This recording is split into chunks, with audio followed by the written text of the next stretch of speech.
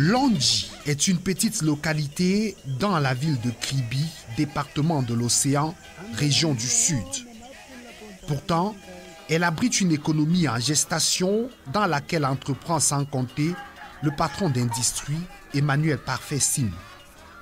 Le petit élevage, la pisciculture et l'agriculture y fleurissent à côté d'une idée d'industrie majeure.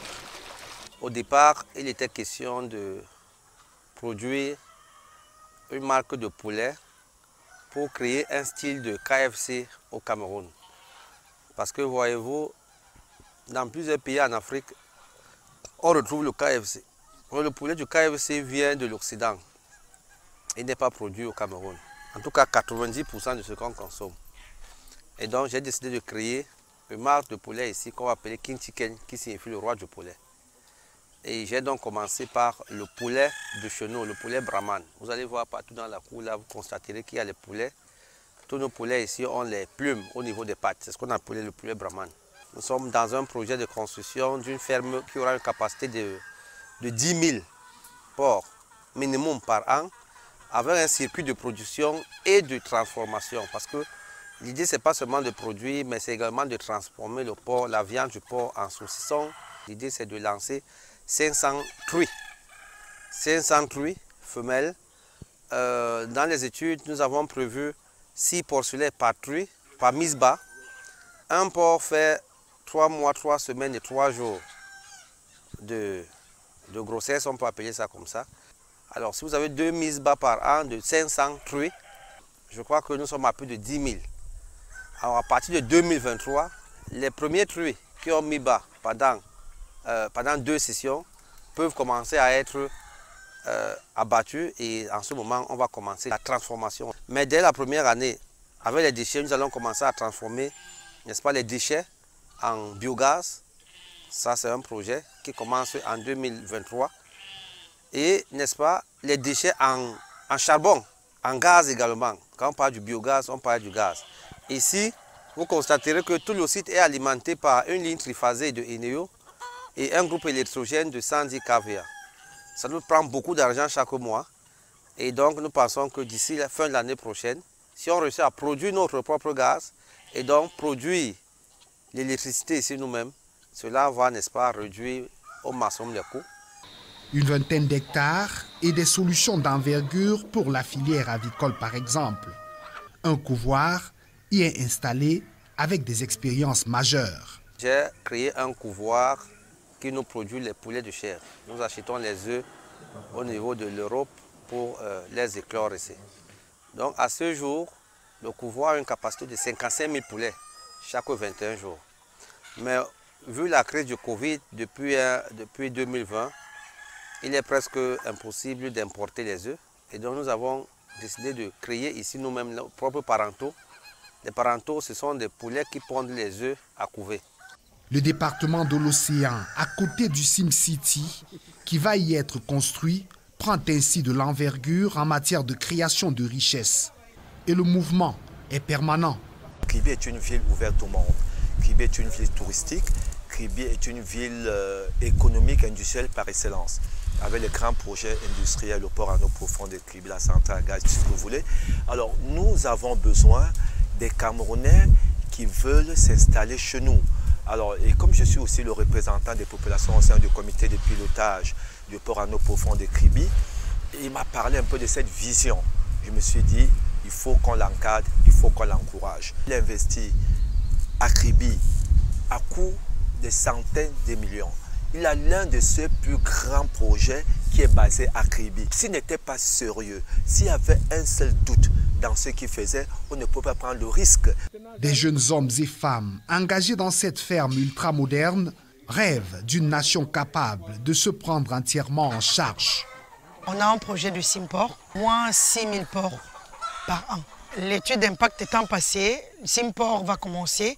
L'abogénique est passé pour l'étude du sol. Je pense que l'année 2022 est pour la réalisation. Nous vous invitons à suivre maintenant ce guide piscicole.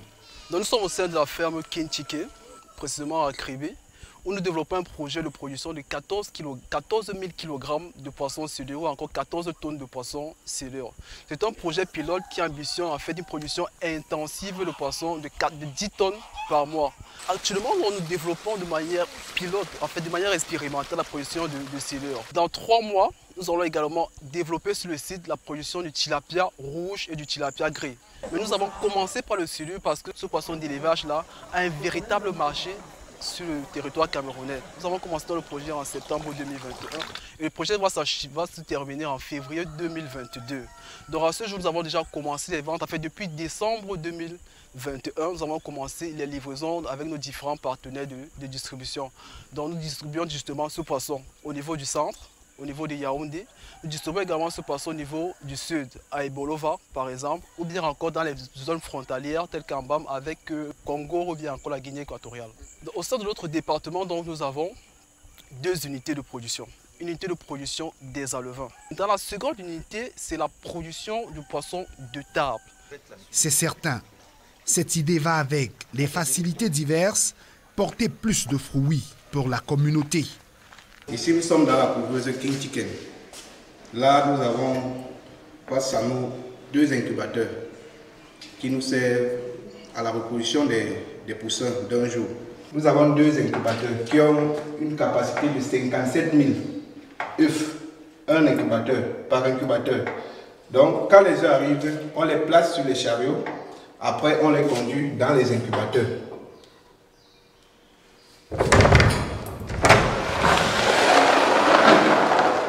Chaque incubateur a la capacité de prendre 6 chariots. Lorsqu'on a placé les œufs dans les incubateurs, on commence à compter de 1 à 18 jours, là où on va ressortir ces œufs pour les passer à un test qu'on appelle mirage. Parce qu'on doit avoir les œufs qui ont fécondé. Ce sont eux qu'on envoie à l'écloserie. Les défis sont nombreux.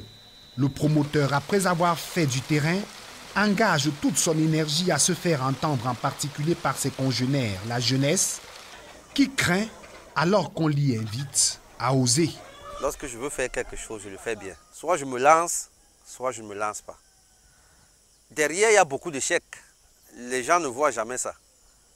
Tout ce qu'on voit, c'est la réussite. On peut investir sur 10 actifs, un seul réussit. Mais on a perdu 9. Mais lorsque le 1 l'a réussi, il couvre tous les autres 9. Mais ce que les gens vont voir, c'est le 1. Mais ils ne sauront pas que tu es allé au premier, ça a raté, deuxième, ça a raté. Donc, me faire appeler champion, je ne sais pas. Ce que je sais, c'est que je me suis lancé dans un domaine comme la crypto-monnaie, qui effraie beaucoup de personnes, qui effraie presque tout le monde. Dieu merci, aujourd'hui au Cameroun, on en parle déjà. Beaucoup de personnes s'y intéressent déjà. Même les institutions s'y intéressent déjà. Et ça n'a pas été facile. D'ailleurs, jusqu'à présent, ce n'est pas toujours facile. Parce que chaque fois qu'il y a un mouvement d'humeur, les gens paniquent, les gens ont peur.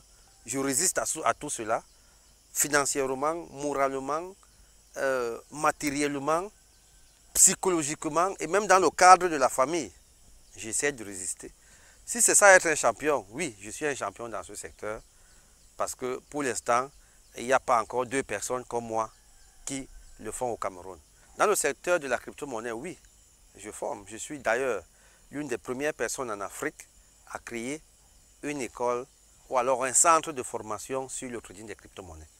La Trading Academy. À ce jour, nous avons déjà formé plus de 1000 jeunes au Cameroun.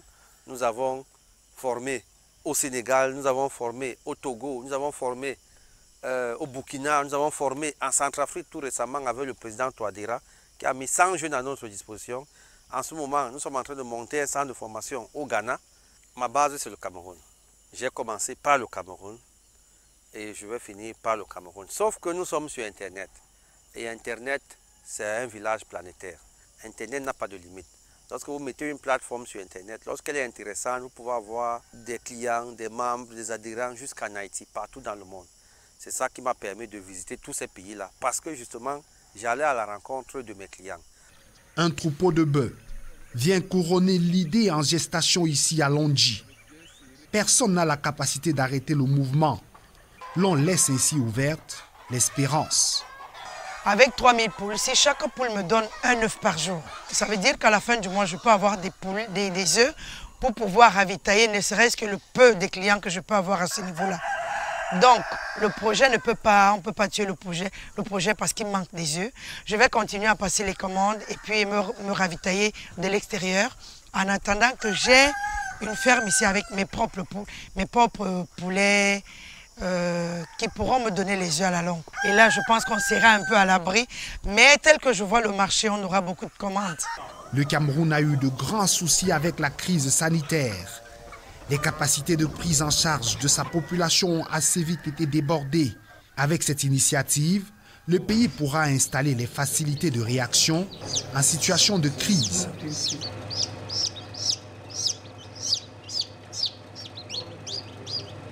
Des initiatives de la jeunesse sont porteuses.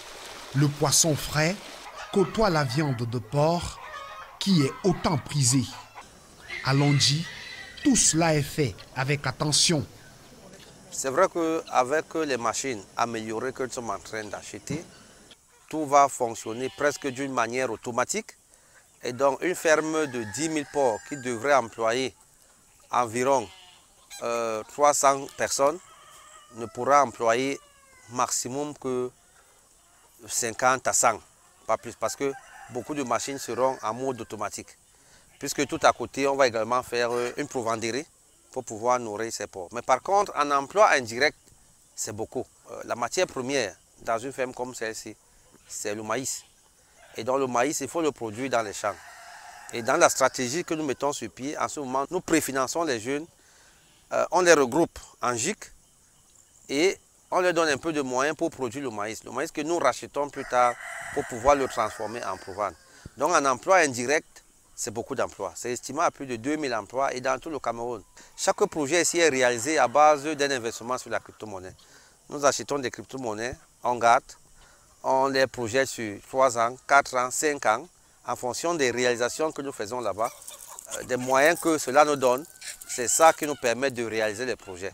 En ce moment, nous avons plus de 15 hectares de corosoliers et nous avons un cheptel de 60 vaches. L'objectif, c'est d'aller jusqu'à 1000 d'ici 2025. Et à partir de ce moment-là, n'est-ce pas, on pourra parler de yaourt. Parce qu'il faudra extraire le lait des vaches mélangé avec le corosol qui va également commencer à produire à partir de 2025. Aujourd'hui, tout le monde peut investir un projet de son rêve à base de la crypto-monnaie. Il suffit d'être patient. Vous-même, là, vous prenez 500 000 aujourd'hui, 1 million. Vous achetez quelques pièces de crypto-monnaie. Dans 5 ans, vous allez réaliser un projet de 20, 30 millions, 40 millions. Un patron aux idées novatrices découvre son talent d'agriculteur dans l'océan. Les défis sont nombreux, mais c'est un jeune qui ose.